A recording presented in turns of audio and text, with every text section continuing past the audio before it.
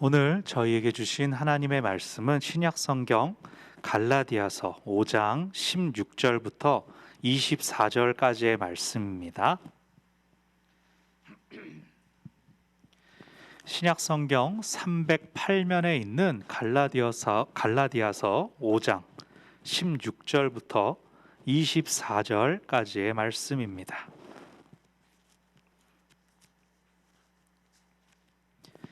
갈라디아서 5장 16절부터 24절까지의 말씀을 우리 모두 한 목소리로 함께 읽겠습니다. 내가 이르노니 너희는 성령을 쫓아 행하라. 그리하면 육체의 욕심을 이루지 아니하리라. 육체의 소욕은 성령을 거스리고 성령의 소욕은 육체를 거스리나니 이 둘이 서로 대적함으로 너희의 원하는 것을 하지 못하게 하려 함이니라. 너희가 만일 성령의 인도하시는 바가 되면 율법 아래 있지 아니하리라.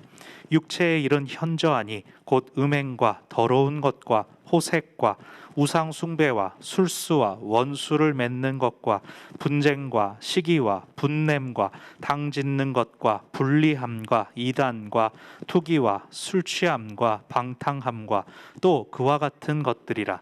전에 너희에게 경계한 것 같이 경계하노니 이런 일을 하는 자들은 하나님의 나라를 유업으로 받지 못할 것이요 오직 성령의 열매는 사랑과 희락과 화평과 오래 참음과 자비와 양선과 충성과 온유와 절제니 이 같은 것을 금지할 법이 없느니라. 그리스도 예수의 사람들은 육체와 함께 그 정과 욕심을 십자가에 못 박았느니라. 아멘. 성령을 쫓아 행하라 라는 제목으로 오늘 말씀을 나누고자 합니다. 제가 예전에 섬기던 교회에서 청년들과 함께 유럽으로 비전 트립을 다녀왔습니다. 독일, 스위스, 프랑스 세 개 나라를 돌면서 종교 개혁지를 탐방하고 그 밖에 청년들이 관심 있어 하는 바우하우스라든가 또 프랑스의 떼제 공동체를 방문했었습니다. 저 개인적으로는 테디베어 박물관이 가장 기억에 남습니다. 많은 것들을 배울 수 있었는데요. 그 시간 통해서 독일에 대한 제가 가지고 있던 생각이 완전히 바뀌었습니다.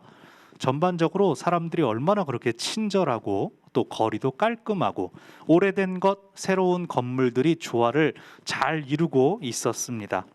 여행하기 참 좋았고요.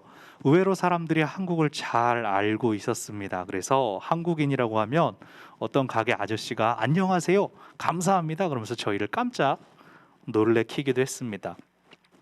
그런데 마지막에 프랑스로 넘어와서는 반대로 너무 기분이 상하는 일들이 많이 있었습니다. 굉장히 무례하고 영어도 안 통하고 서너 명씩 조를 짜가지고 파리 시내를 이렇게 쭉 이틀 동안 돌았습니다.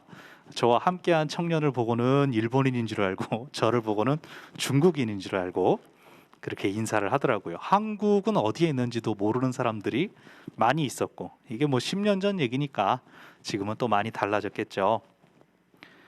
또 그보다 10년 더 전에 대학교 때는 미국을 다녀왔습니다. 거기서는 이제 잘 아시겠지만 나라에 대한 편견은 크게 느끼지 못했는데 나이를 못 맞추더라고요. 무조건 우리 나이에서 이제 5살씩 더 깎아가지고 대학교 때 갔는데 고등학생이냐 그래가지고 막 예스 할 뻔하고, 반대로 저희들은 이제 그쪽 친구들을 보면서 5살씩 더 붙여가지고 좋은 관계가 이제 틀어질 뻔한, 이토록 분명히 어떤 지식을 가지고 머리로는 알고 있는데 막상 확인하면 그 현장에서는 실제 알던 것과 다를 때가 있습니다. 오늘 말씀을 여는 질문은 성령 충만한 삶은 어떤 것일까? 입니다. 먼저 그러면 성령이 어떤 분인가 생각해 보기를 원합니다. 윌리엄 폴 영이 쓴 소설 오두막이 있습니다. 우리 도서관에도 2권이 있는 것을 봤는데 오두막이 이제 영화로도 나왔었죠. 처음에 이 오두막 소설이 나왔을 때 평신도를 위한 조직신학 안내서다라고 불릴 정도로 신학적으로 어려운 주제들을 쉽게 풀어냈다는 평가를 받았습니다. 책을 보면 그 안에서 성부, 성자, 성령 하나님이 사람의 모습으로 이 주인공을 만나고 교제하고 대화하죠. 기억나십니까? 몇 년 오래됐는데 하나님은 흑인 여성의 모습으로 나타났다가 또 나중에 백인 남성으로 나타나기도 하고, 예수님은 아랍계 청년, 그리고 성령님을 동양 여성의 모습으로 묘사를 했습니다. 이런 선택은, 인종이나 성별의 선택들은 대중에게 가장 익숙한 이미지를 반영하면서도 또 한편으로 잘못 이해하는 인상 그대로를 보여주는 것이었다고 생각합니다. 예를 들어 성령님을 아시아계 여성으로 표현을 했는데 주인공이 어느 나라일까? 중국? 일본? 잘 모르겠다라고 하면서 헷갈려하는 묘사가 잠깐 나옵니다. 근데 그것이 바로 앞서 제가 제 경험에서도 있었지만 서구인들이 동양인들을 잘 구별하지 못하는 것처럼 아시아계인 건 알겠는데 내가 어느 나라인지는 잘 모르겠다라고 하는 것, 그것이 은연중에 드러나는 것이죠. 성령님은 우리에게 익숙한 분이지 않습니까? 우리가 성령 하나님 고백합니다. 그런데 정확히 어떤 분인지 무엇을 하시는지 설명해 보세요 하면 좀 어렵습니다. 성경에서 성령님은 다양한 이미지, 다양한 상징으로 표현이 됩니다. 우리가 기억해야 될 것은 이 성경은 눈에 보이지 않는 것들을 눈에 보이는 것으로 설명하기 위해서 우리에게 익숙한 이미지들을 비유로 가져갔다는 것이죠. 예를 들어서 이사야가 천사를 보지 않았습니까? 자기가 목격한 천사의 모습을 기록을 했는데 날개는 6개고 눈이 엄청나게 많고 또 동물의 머리가 그 위에 달려 있었다라고 묘사를 했습니다. 그런데 고대인이 신비 가운데 본 개인적인 환상을 기록한 것이 오늘날 우리에게 절대적인 것으로 받아들여질 수 있느냐는 것이죠. 중세 사람들은 성경의 그 모든 묘사를 문자적으로 받아들였습니다. 그래서 옛날 그림을 보면 세라핌, 스룹 이런 그림들을 찾아보면 정말로 눈이 막 이렇게 착착착착 달려 있고 날개가 막 여러 쌍이 달려 있죠. 근데 많은 상상력이 발달한 오늘날에는 전혀 알 수 없는 괴물들도 창조하기도 하고 영화나 만화에서 그런 묘사들이 있지 않습니까?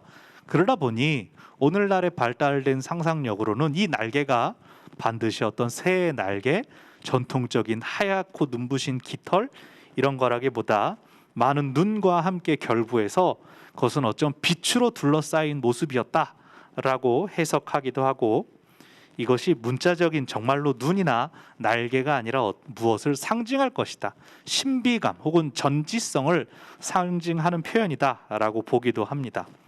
생각해 보십시오. 날개라는 것 자체가 왜 필요하겠습니까? 천국이 하늘, 저 높은 곳에 있으니까 천사들이 하늘과 땅을 왔다 갔다 하려면 줄을 타고 다니든가, 근데 줄은 내려진 게 없으니까 날개가 있었을 것이다 라고 붙인 것이죠. 우리가 살펴봤지만 창세기에서 야곱이 사다리를 봅니다. 천국과 하늘과 땅을 잇는 사다리인데 천사들이 그곳을 오르내리고 있었다라고 표현을 합니다. 천사들이 날개가 달렸는데 왜 힘들게 계단 타고 사다리 타겠습니까? 문자적으로 이해를 하면 이렇게 충돌이 생기는 것이죠. 성령님에 대해서도 마찬가지입니다. 예수님께서 세례 받으실 때 성령이 비둘기와 같은 형상으로 임하셨다라고 해서 비둘기가 거룩한 새가 되는 것이 아니죠. 제가 원고를 준비하면서 혹시나 싶어서 구글에서 홀리 피전으로 검색을 했더니 질문이 듭니다. 피전즈, 홀리 이러면서 비둘기 거룩한 새 맞아요? 이러면서 책도 있고 그림도 있고. 이런 상징적인 표현들 중에서 성령과 관련되어서 성령 충만하다는 것은 과연 어떤 것일까를 생각해 보기 바랍니다. 우리가 성령으로 충만하다라고 할 때 떠올리는 이미지는 어떤 게 있습니까? 대표적인 이미지 중에 텅 비어있는 물병과도 같은 우리의 내면에 성령님이 콸콸콸콸 부어지는 그림을 생각합니다. 물병이 꽉 차 있으면 그것이 흔들흔들할 때 찰방찰방하던 그 안에 물이 흘러 넘치게 되는 것이죠. 그래서 우리가 보통 성령 충만하다라고 할 때 그 우리 안에 가득 채워진 성령님께서 우리 안에 더 이상 담겨져 있지 못할 정도로 넘쳐서 밖에 찰랑찰랑 하는 것을 생각하지 않습니까? 성령 충만에 대한 이해를 돕는 구절로 에베소서 5장 18절의 말씀이 있습니다. 술 취하지 말라. 이는 방탕한 것이니 오직 성령의 충만을 받으라. 이 말씀에서는 술에 취하는 것에 대한 상대적인 개념으로 성령 충만을 말하고 있는 것입니다. 그러니까 성령으로 충만해지는 것이 마치 술 취하는 것과 같은 원리라고 하는 것입니다. 그러나 성령의 흥청망청 취해서 성령 춤을 춰대던 80년대 이상한 교회를 생각하면 안 되죠. 여러분, 술에 취한다는 게 이 금요 심야 기도 자리에서 취해 보셨나요? 취하면 어떻게 되죠? 이렇게 여쭤볼 수는 없지만, 여러분, 술을 많이 마신다고 해서 우리 몸이 술이 되지는 않습니다. 술에 들어있는 그 알코올의 기운들이 우리를 비틀거리게 만들고 똑바로 서 있지 못하게 만드는 것이죠. 술에 취한 상태, 몸에 알코올이 퍼진 상태가 됩니다. 똑바로 서 있지 못하고 근거 없는 용기가 생기고 제정신으로는 도저히 하지 않을 것들을 굳이 해보려고 하는 것이 술 취함의 상태죠. 그래서 술 취하면 4가지가 된다고 합니다. 개가 된다, 너무나 잘 아시죠. 원숭이가 된다, 바위가 된다, 스님이 된다. 뜻을 아십니까? 굉장히 오래전에 들었는데 너무나 기가 막힌 비유여서 개가 되는 건 너무 잘 아시죠. 원숭이가 된다, 쇼하고 괴상한 짓 하는 사람들. 바위가 된다는 건 이제 쿨쿨 자는 사람들. 스님이 된다는 건 말 많이 하는 사람, 했던 말 또 하고 또 하고. 무엇을 의미합니까? 술로 인해서 그 사람의 상태가 변하는 것입니다. 그런데 문자적으로 그 사람이 정말 원숭이가 되고 개가 되는 것은 아니죠. 한 사람이라는 존재는 그대로이고 상태가 마치 개처럼 바위처럼 된다는 것입니다. 바울이 성령의 충만을 받으라 라고 했을 때 여기서 충만하다는 것은 채워져라 라는 의미인데요, 물병에 물을 붓는 것과는 좀 다른 개념입니다. 거기서 말하는 성령으로 충만하라, 성령으로 채워지라는 것은 마치 스펀지가 물을 빨아들이는 것처럼, 젖어드는 것처럼 채워지는 것을 의미합니다. 사람이 술에 취한다고 해서 술이 되는 것은 아니죠. 마찬가지로 성령에 흠뻑 젖어든다고 해서 성령님이 되는 것은 아닙니다.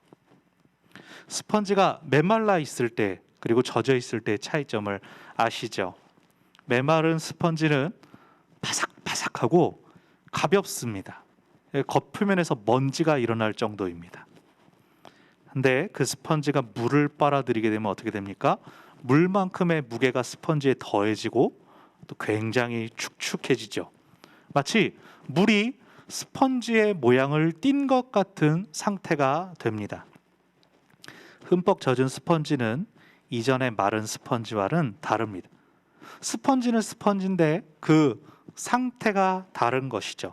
성령 충만이 이와 같습니다. 우리가 성령으로 충만해진다고 할 때 우리의 존재는 그대로인데 우리를 통해 성령님의 속성, 성령님의 성질, 역사가 강하게 드러나게 됩니다. 그렇다면 성령 충만한 어떤 사람을 생각해 봅시다. 그들은 성령님의 어떠한 속성을 보여줍니까?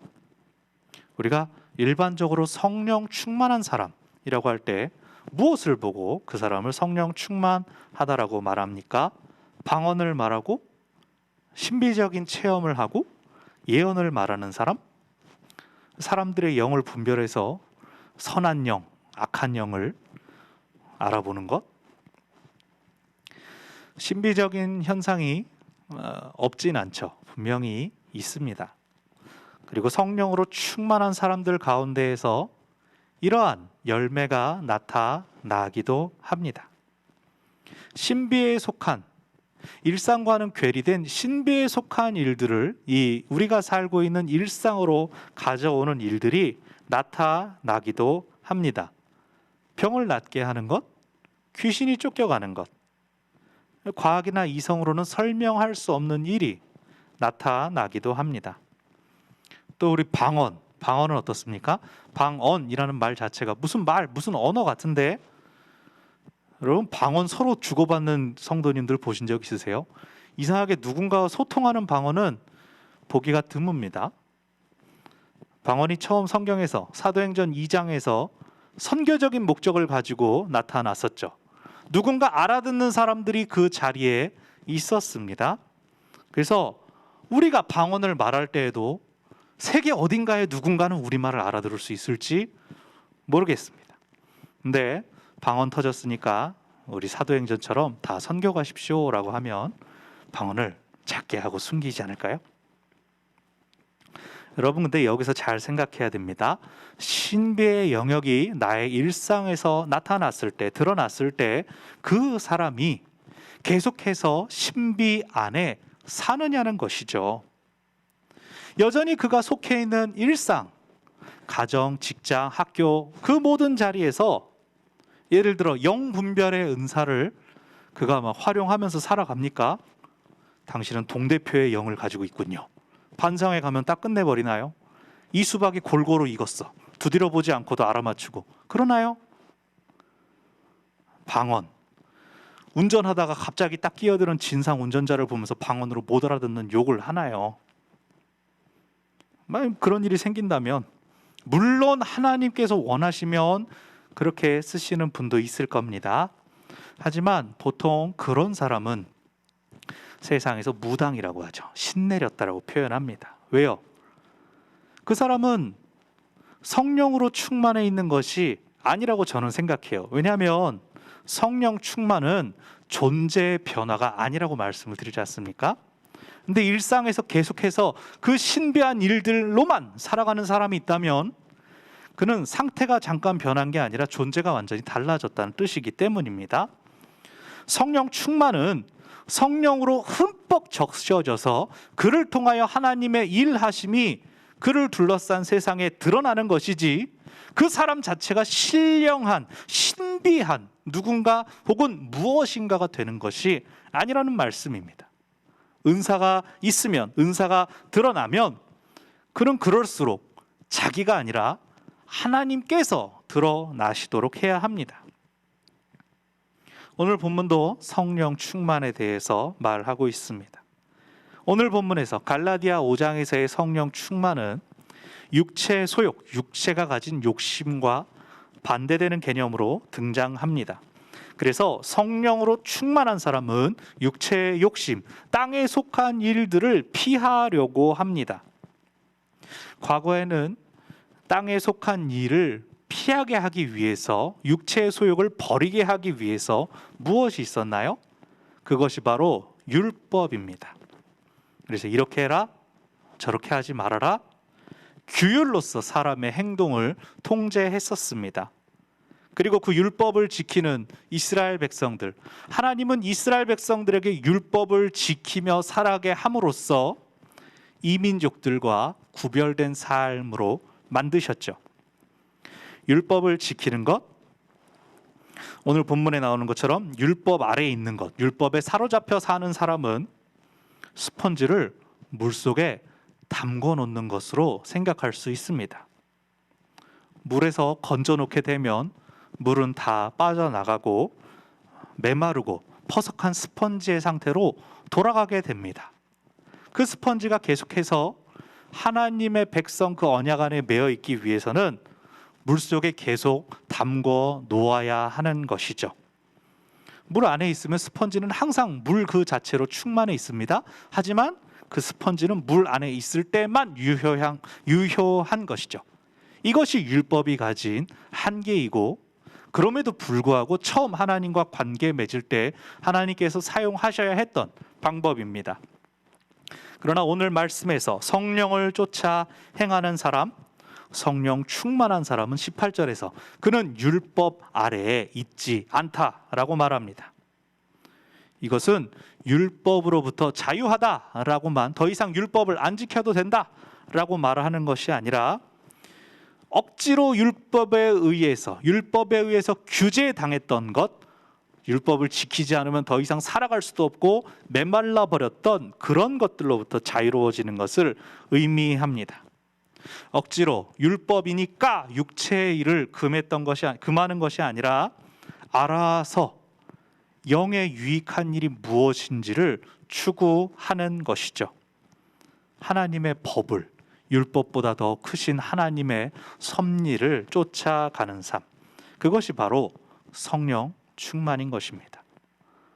스펀지를 물에 담궜다가 건져서 무엇을 닦고 메말라 간다, 물이 떨어진다 할 때 다시 그것을 물에 담궈서 계속 그 스펀지가 젖어 있도록 하는 것. 그래서요, 율법을 잘 지키고 율법을 준수하는 것은 그냥 물 안에 담궈져 있으므로 스펀지의 축축한 상태로 있는 것, 그냥 그 자신으로만 만족하게 합니다. 그러나 성령으로 충만해 있을 때 그는 선한 영향력을 외부로 다른 것을 깨끗게 하는 일로 사용하게 됩니다. 다시 오늘 말씀 22절 23절에서 우리가 잘 아는 성령의 9가지 열매가 언급됩니다. 사랑과 희락과 화평과 오래 참음과 자비와 양선, 충성, 온유, 절제. 이 9가지의 공통점이 무엇일까요? 이것은 사람의 내면에서 이루어지는 성품과 관련된 것입니다. 한 사람의 성품은 그가 평상시 사용하는 말, 그가 행하는 행실을 통해 드러나게 됩니다.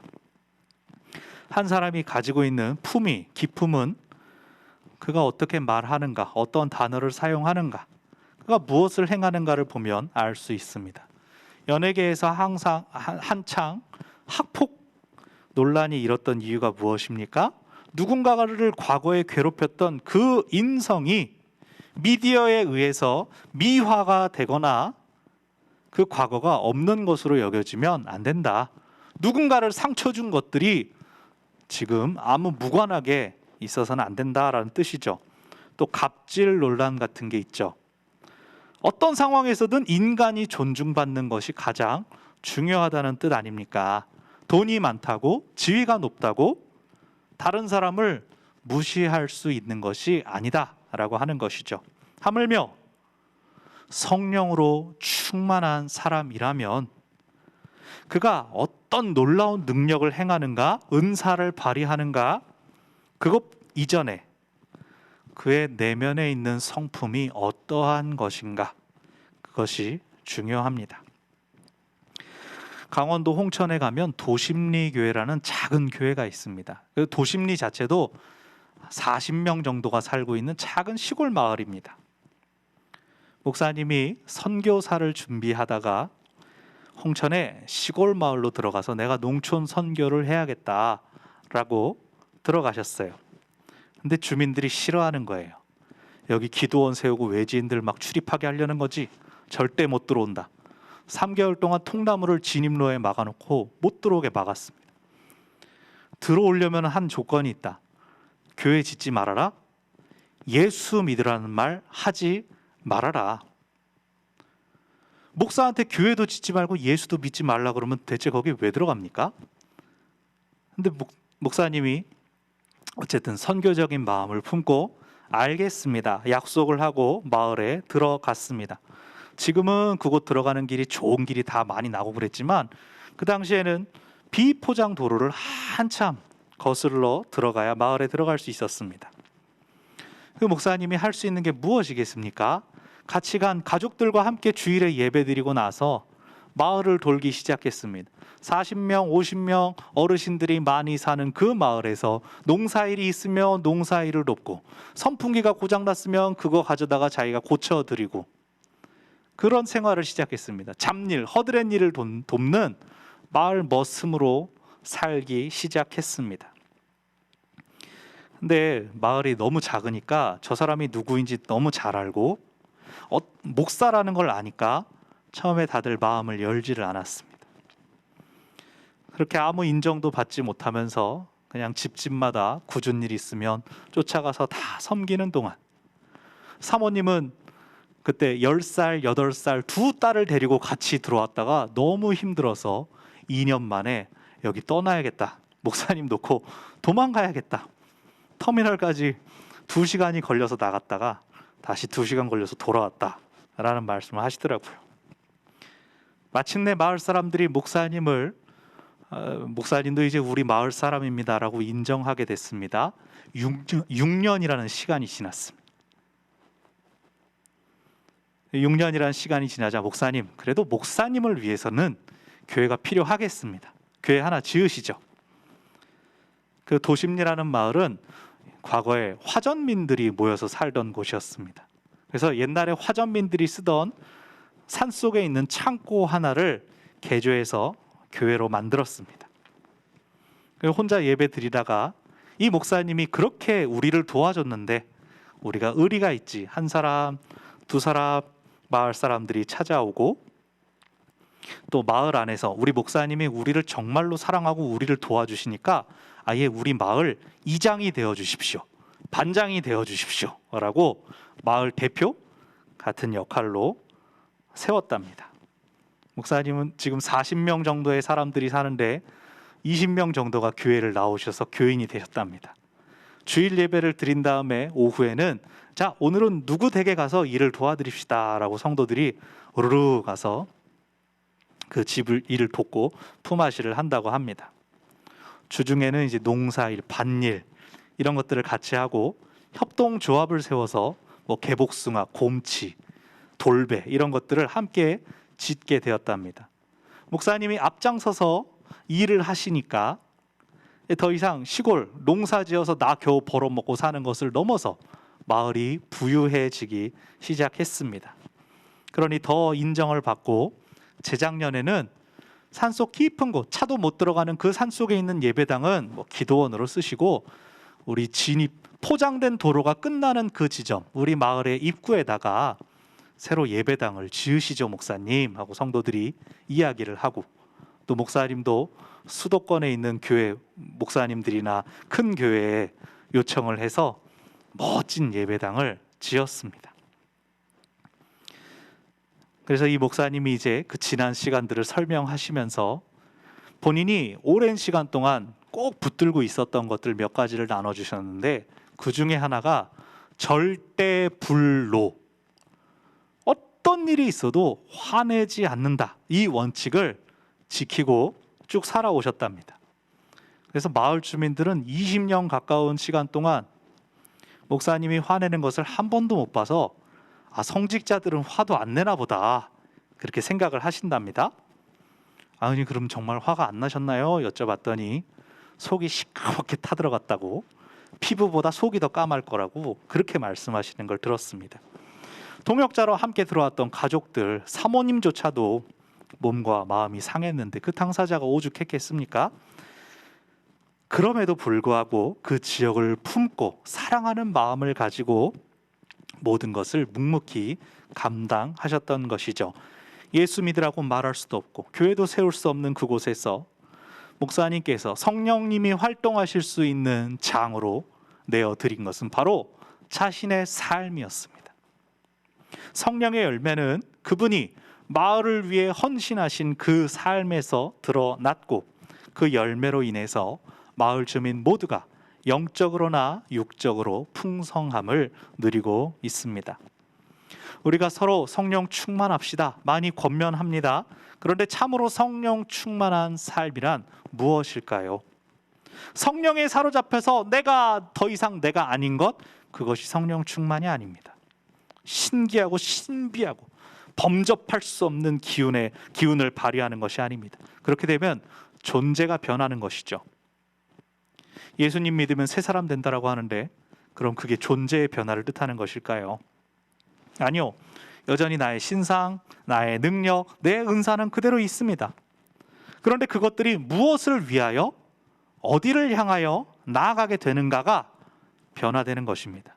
방향의 변화, 목적의 변화라고 할 수 있습니다. 구약 성경 사사기를 보면 삼손이 하나님의 영에 감동될 때 괴력을 발휘합니다. 근데 블레셋 사람들이 삼손의 힘이 대체 어디서 나올까를 궁금해합니다. 여러분 생각해 보십시오. 강호동이나 서장훈 같은 사람들 보면 키가 크고 덩치가 이렇게 크니까 당연히 힘이 셀 것 같지 않습니까?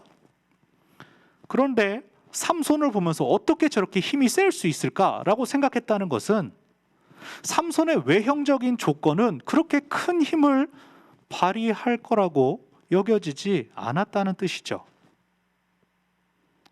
삼손은 안 그럴 것 같은데 초인적인 힘을 발휘했습니다. 하나님의 영에 감동된다는 것은 그런 것입니다. 존재는 그대로 있는데 능력이 덧입혀져서 하나님이 기뻐하시는 일을 하는 것이죠.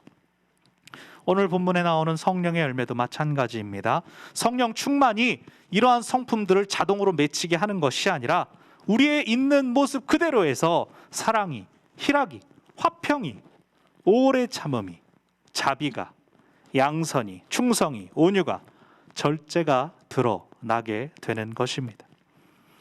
성령 충만을 한 줄로 표현한다면 저는 덕을 끼치는 삶이라고 하고 싶습니다.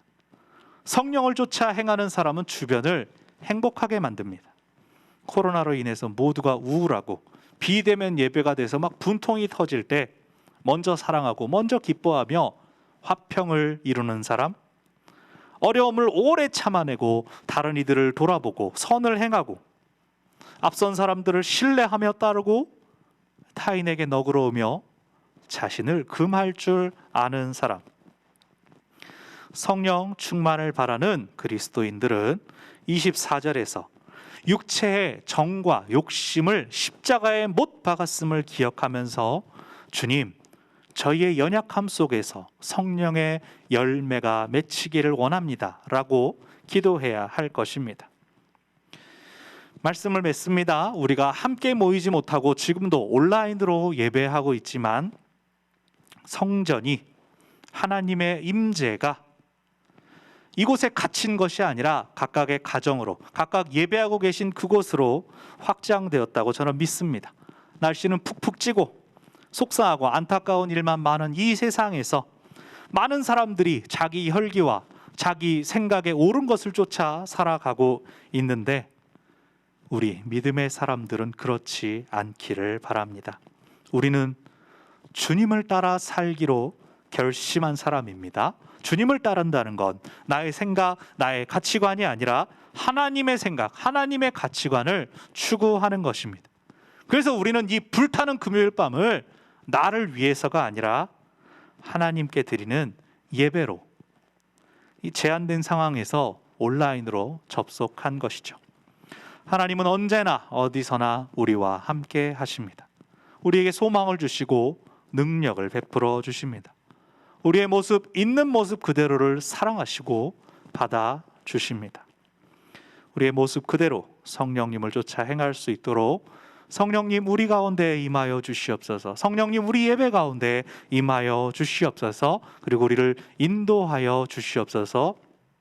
함께 기도하겠습니다.